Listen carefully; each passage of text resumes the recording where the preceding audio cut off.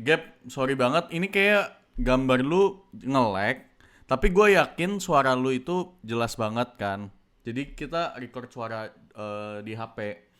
Jadi mungkin teman-teman yang nonton ini mungkin kurang apa ya, kurang comfortable, maaf banget karena emang ini kesalahan teknis internet yang kita nggak bisa kontrol. Jadi didengerin aja suaranya, semoga dapat sesuatu ya.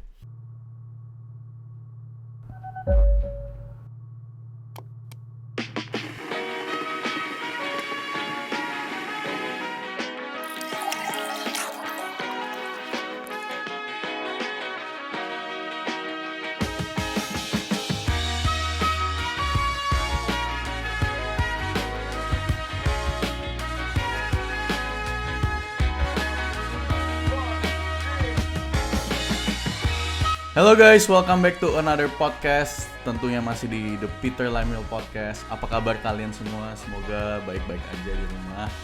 Stay safe lagi masa pandemi ini. Semoga dengan obrolan gua dengan tamu yang satu ini tuh bisa mengobati rindu kalian dengan lingkungan luar. Apa sih nggak jelas. Oke, anyway, di video hari ini topiknya akan mengenai tentang journalism. Tentang apa sih yang enaknya atau mungkin dukanya menjadi reporter di Indonesia dan pengalamannya apa aja, gimana cara apply. Ini bakal sangat jadi memberkati banget untuk kalian semua yang mau terjun ke dunia journalism. Nah, karena tamu yang satu ini, wanita yang sungguh super luar biasa ini, itu banyak banget pengalamannya dan dia udah menjadi reporter juga di salah satu TV nasional, TV swasta di Indonesia. Begitu. Langsung aja kita panggilin Gabriela Agatha. Hai Gab. Yeay, tepuk tangan sendiri karena nggak ada yang tepokin. Hai guys, Gua pakai hai sound effect guys. nanti. Hai Peter. Sorry ini rambutnya berantakan. Halo, Gab.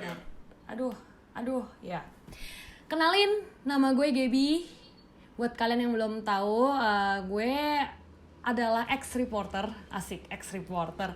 Soalnya sekarang udah nggak reporter lagi nih. Sekarang gue habis, jadi sekarang gue ada kayak project sendiri setelah jadi reporter selama, what? Aku tuh jadi reporter cuma 7 bulan loh, Pit. Tapi abis itu jadi presenter, produser. Jadi total 2 tahun kerja, terus akhirnya gue keluar. Kayak gitu. Sekarang lagi sibuk bikin Sempet konten. jadi presenter juga, Gap? Iya, cuman waktu itu gue disuruh milih mau presenter TV atau digital. Nah, terus gue lebih milih ke digital, soalnya kalau TV itu waktunya time consuming banget kan. Karena kalau lo Sabtu Minggu lo tetap harus kerja gitu. Oke, ini tadi lu cukup mention banyak hal dan gue nanti mau coba discuss satu-satu nih pengalaman lu dari awal banget. Tapi gue mau bawa kita ke dulu banget deh. Sebenarnya tuh Gaby tuh siapa? Jadi gue kasih introduction dikit.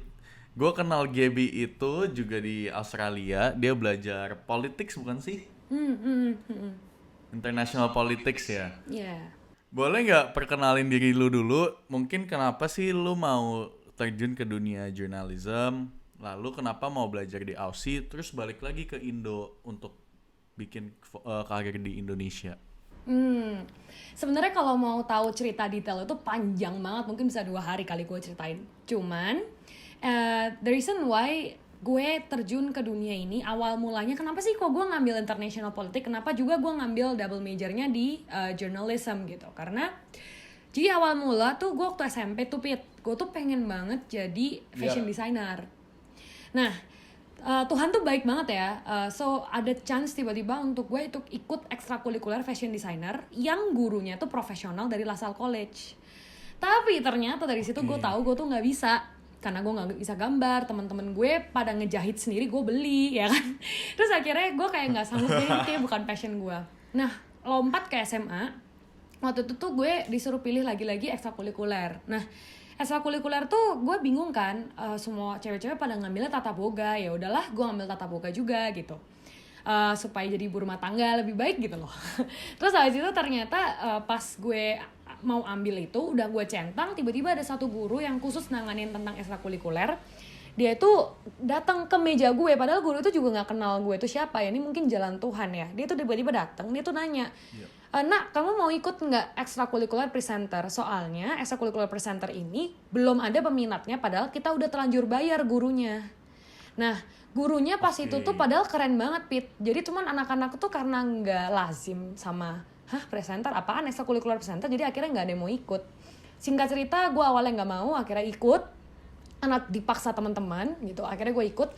Ternyata teman-teman yang maksain gue malah merasa nggak enjoy, sedangkan gue enjoy banget, yang tiap minggunya waktu eskul tuh selalu disuruh maju ke depan presenting gitu loh. Terus gue kayak super enjoy banget. Terus akhirnya dari situ gue decide, gue bilang sama my parents, gue bilang, Mom, Dad, gue kayaknya pengen jadi presenter. Itu tuh aneh banget buat my parents gitu, karena first of all di keluarga gue kan ya kita keturunan Chinese Surabaya, jarang banget orang jadi ke Jakarta untuk jadi presenter atau apa gitu. Tapi akhirnya gue decide untuk jadi presenter. Terus gue dulu pribadi yang sangat pemalu, minder, sampai jadi super pede banget, nggak tahu kenapa SMA tuh. Terus akhirnya gue bener-bener terjunin sendiri jadi jurnalis, presenter, ambil jurusan jadi media and communication. Yang menarik nih, kalau jadi presenter kan bisa nih jadi presenter entertainment atau yang lebih ke dunia hiburan, ketimbang menjadi yang mungkin ke ranah berita gitu.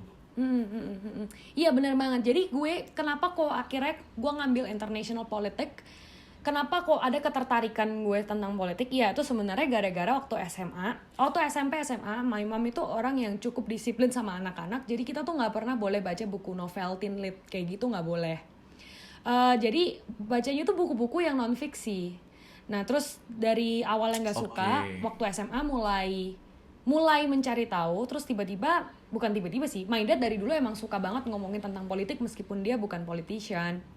Ngomongin dari situ aku kayak ngerasa politik itu seru ya gitu, selalu ada banyak sisi di sebuah cerita gitu. Makanya akhirnya gue mulai itu rajin-rajin baca buku. Terus dari situ akhirnya gue hati gue pengen banget untuk melajarin ini lebih lagi, makanya gue akhirnya ngambil international politics kayak gitu. Oke, paham, super banget nih jawabannya. By the way, Gap, kita bakal ngomongin nih, jadi basically abis lu selesai kuliah kan lu balik Indo untuk melanjutkan karir lu sebagai reporter nih. Gue sekarang mau ngomongin ke itu ya, ke karir lu as a reporter. Nah, yang belum tahu Gaby itu siapa, Gaby itu adalah salah satu reporter di TV swasta di Indonesia. Dan gue sempet nemuin dia di YouTube, jadi gue bakal kasih mungkin a little preview kali ya di depan, nanti gue masukin. Berikut kita simak laporan Ismail Reza dan Gabriela Agatha yang membandingkan waktu tempuh MRT dengan kendaraan pribadi. Halo pemirsa, senang sekali saat ini Gabriela dan juga Ismail ada di depan stasiun MRT Lebak Bulus. Dan katanya nih pemirsa dan juga Ismail, tahap uji coba ini akan berakhir pada tanggal 23 Maret 2019 mendatang, dan bahkan akan segera diresmikan untuk secara komersil beroperasi pada tanggal 24 Maret oleh Presiden Joko Widodo sendiri. Pada tanggal 24 Maret dioperasikan ya. Anyway, Gap, boleh nggak lu ceritain gimana sih lu apply di stasiun TV ini, dan bagaimana awal-awal lu menjadi reporter? Apa susahnya nyari kerjanya? Jadi gini, gue tuh awal-awal lagi-lagi nih Pit, gue tuh dilema. Karena kan di awal selesai kuliah tuh gue mikir dong, secara logika kalau misalnya urusan duit ya kan, lu kerja pasti pengen income dong ya. Pasti lebih enak lu kerja di entertainment gitu loh. Gue gak bilang entertainment itu pathway yang gampang, tapi once you jadi sukses, duit lo tuh banyak gitu loh. Nah, dan kan sebenarnya untuk ngomongin tentang resiko ya, itu kan lebih minim jadi kayak presenter yang acara fun gitu. Karena kan kalau ngomongin politik, lo contoh kayak Najwa Shihab gitu, dia perempuan tapi dia berani ngomongin kayak gitu. Gue yakin juga banyak ancaman-ancaman yang dia dapet gitu loh. Apalagi gue gitu, udah double minority kan, maksudnya udah Chinese Kristen, abis itu pengen jadi Yes. ngomongin kayak gitu lagi, risknya lebih besar gitu. Itu sempat jadi consideration gue juga sih, worth it nggak gitu. Tapi there's this a burning passion yang gue tuh nggak bisa handle gitu loh. Kayak gue tuh seneng gitu, jadi susah. Nah itu pertama. Kedua, gue akhirnya tetap memberikan kesempatan buat Tuhan yang jawab gitu. Maksudnya gue kayak waktu itu gue bilang sama Tuhan pokoknya Tuhan sendiri deh yang pilihin gitu. Aku ngelamar ke semua stasiun TV yang aku tahu di Indonesia, termasuk RCTI dan even gitu.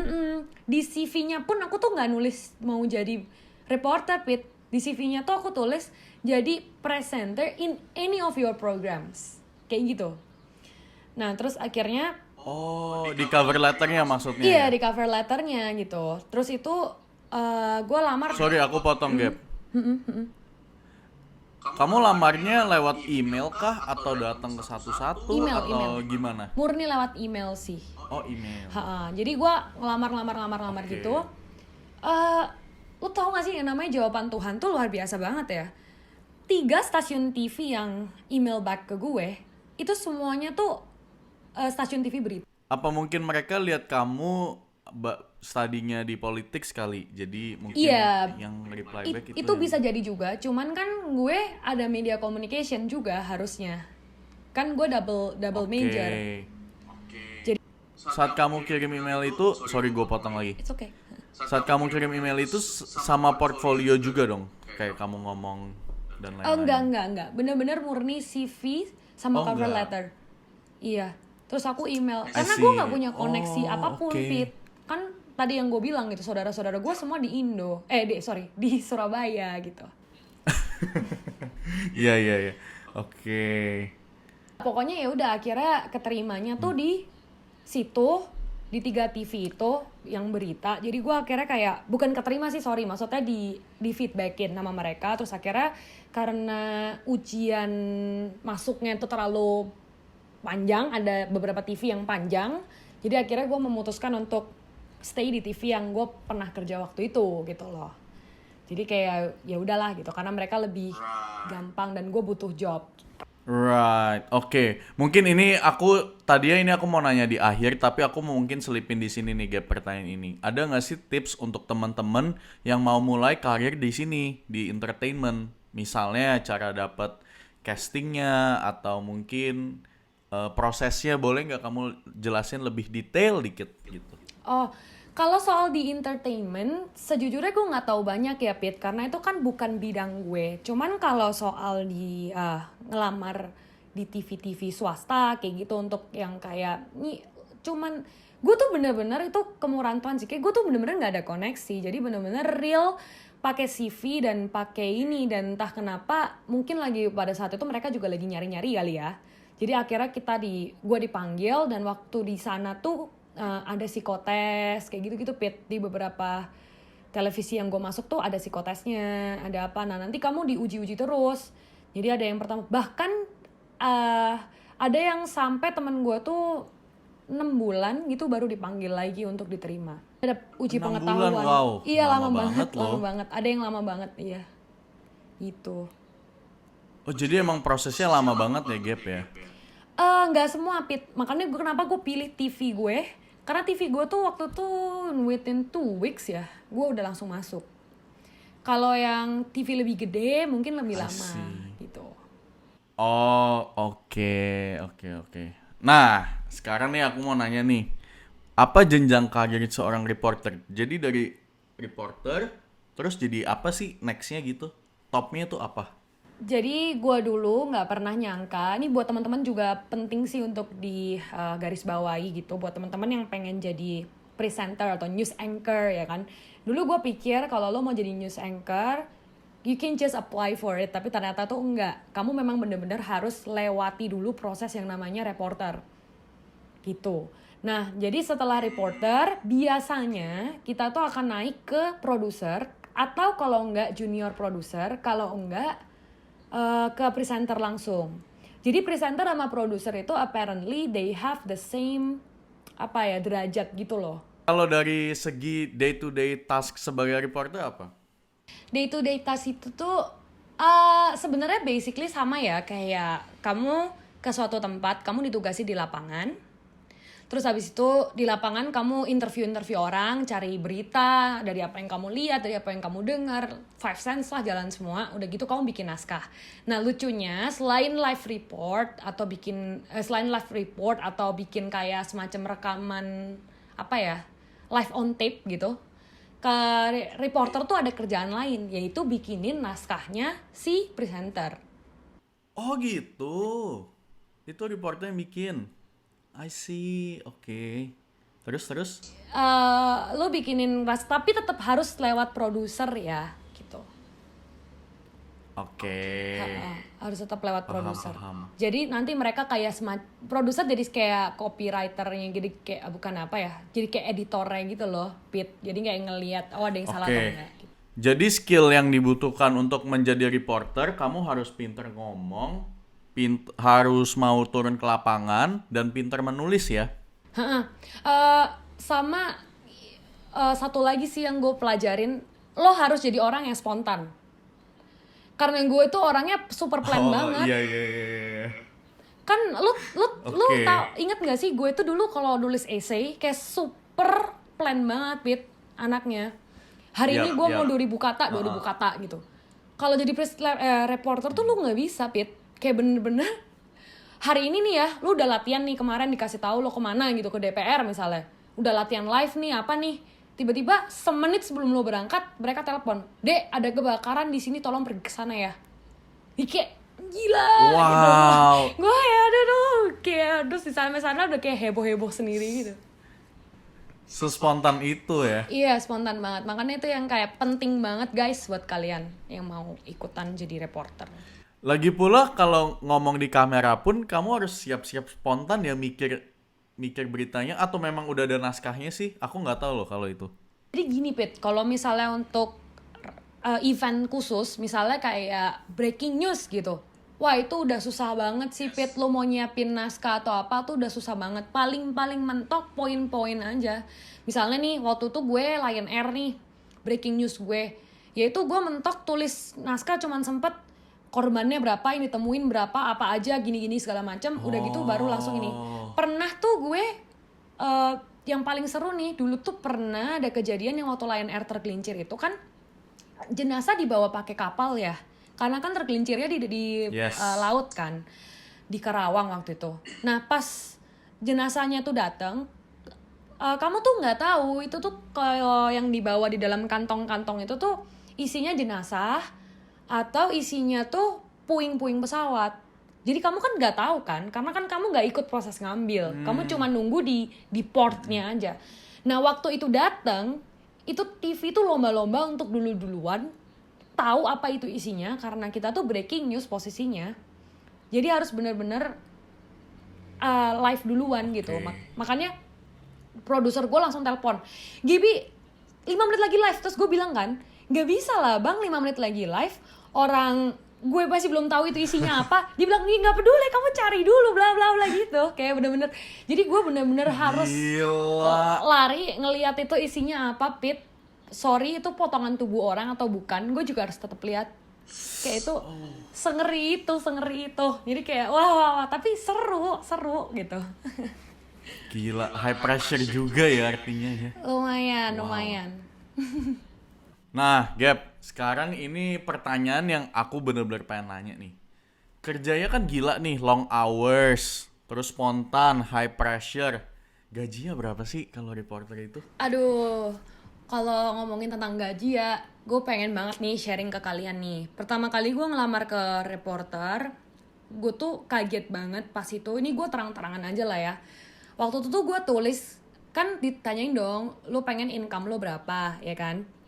Gue tulis tuh 7 juta waktu itu. Emang mungkin sedikit ketinggian untuk anak baru. 7 juta waktu itu gue tulisnya 7 juta. Karena memang sedikit ketinggian untuk anak baru gue rasa. Tapi bukan amount yang that much benernya, ya kan? Nah udah gitu, gue waktu duduk tuh di tempat dimana gue diwawancara, lo tau gak sih Pit? Disuruh coret angkanya, dia bilang setengahnya. Cuma 3,5 juta, Pit. Gila sih, kayak gue ini penting banget sih. Ini tuh gue suka sedih ya. Maksudnya gini, lo tau gak sih, lo bayangin gak sih, reporter tuh kerjaannya tuh lebih susah daripada apa yang lo bayangin gitu loh. Mereka tuh ya kalau misalnya ada demo, siapa yang turun duluan? Reporter kan gitu loh. Iya. Banyak teman-teman gue yang kena tonjok, nggak sengaja kelempar batu waktu demo. Terus Ya ampun. kalau misalnya waktu itu ada gempa bumi atau tsunami atau apapun, yang maju duluan siapa? Pasti reporter gitu loh. Kita tuh dikirim ke sana tanpa persiapan apapun. Kadang baju sehelai aja kita nggak punya dan kita tuh nggak bawa. Hotel yang nggak ada, boro-boro hotel, kondisi juga lagi bencana. Toilet aja ada udah bersyukur gitu loh. Tapi kayak bener-bener gue merasa job ini tuh nggak dihargai. Itu yang gue, ini bukan masalah company gue doang ya. Ini happen di seluruh company di Indonesia.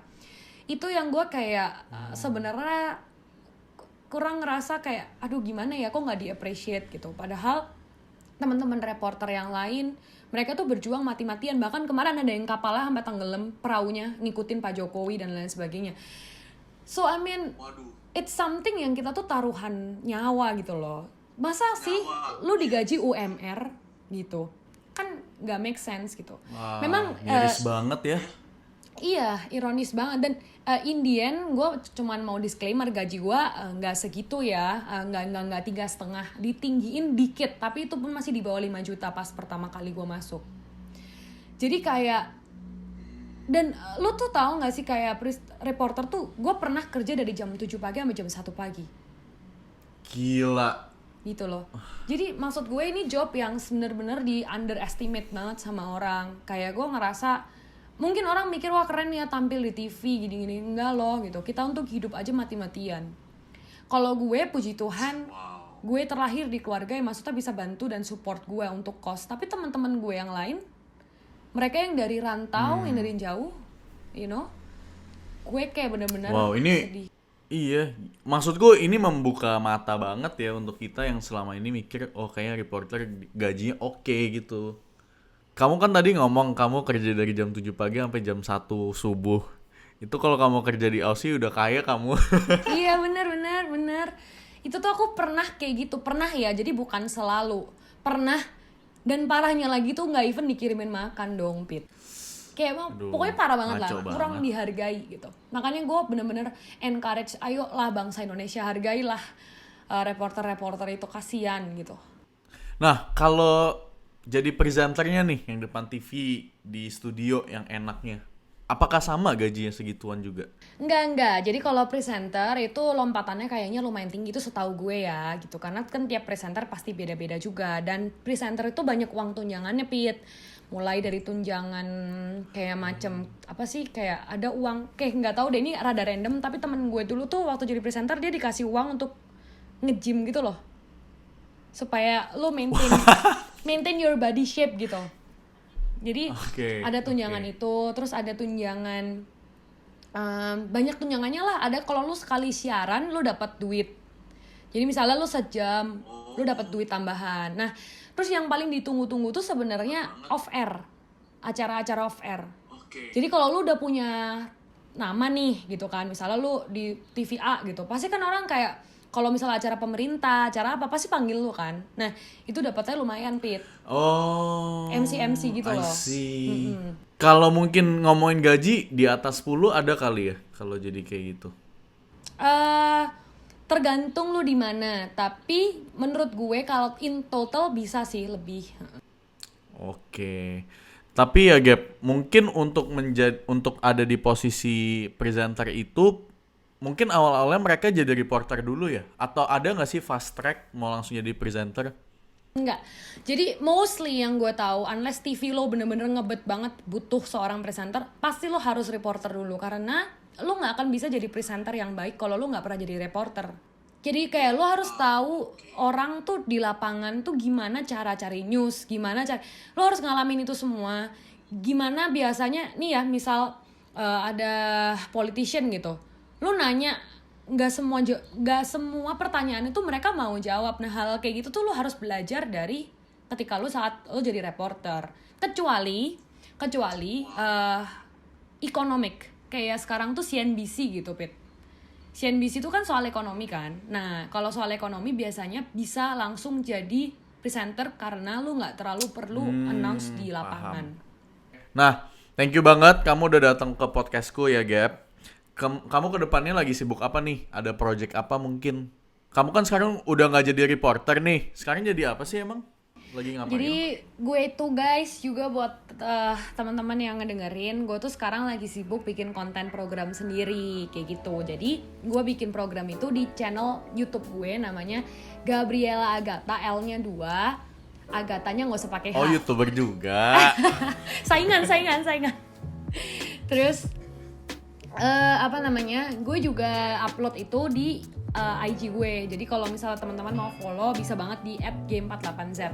Gue ada project namanya Anak SD Cerita. Anak SD Cerita itu kontennya nyeritain soal politik, nyeritain soal apa yang terjadi di negara saat ini. Tapi gue berubah jadi anak SD bertompel kayak gitu. Kenapa? Karena konsep lucu. Karena gue tuh pengen banget nunjukin ke kita semua, terutama anak-anak muda, ayo dong kita tuh harus aware sama politik. Anak SD aja ngerti politik, masa kalian enggak? Karena kan kita tuh generasi penerus bangsa kan. Jadi paling enggak tau lah dikit-dikit soal apa yang terjadi, jangan buta sama sekali. Karena itu yang gue lihat waktu gue SMA, kuliah, banyak anak-anak yang kayak nggak tau lah itu urusan negara, gue nggak mau tahu gitu. Padahal enggak loh, kita tuh yang nerusin gitu. Makanya harus banget kalian aware sama politik. Terus kenapa tompelan? Ini nyambung sama yang tadi. Karena nggak semua orang tuh harus perfect buat mereka tuh bisa ngomongin tentang sesuatu di kamera. Gitu. Wow, gila message-nya nih bener-bener deep. Gue baru tahu, gila. Wow, such a good cause, Gap. Anyway, Gap, thank you banget untuk obrolan kita hari ini. Thank you banget udah mau datang ke podcastku dan share pengalaman menjadi reporter. Thank you. Ya, good luck for your future project, future endeavor. Semoga semuanya lancar ya. Amin. Thank you ya Peter. Sorry kalau ada salah-salah kata juga buat teman-teman semua yang dengerin. Iya, guys, thank you banget. Itu aja mungkin obrolan kita siang hari ini. Thank you banget kalian udah nonton. Kalau kalian suka dengan konten seperti ini, jangan lupa subscribe, like, dan juga komen. Mungkin juga share ke teman-teman kalian yang mungkin yang mau jadi reporter juga, supaya mereka bisa dapat informasi itu. See you in the next video. Bye-bye.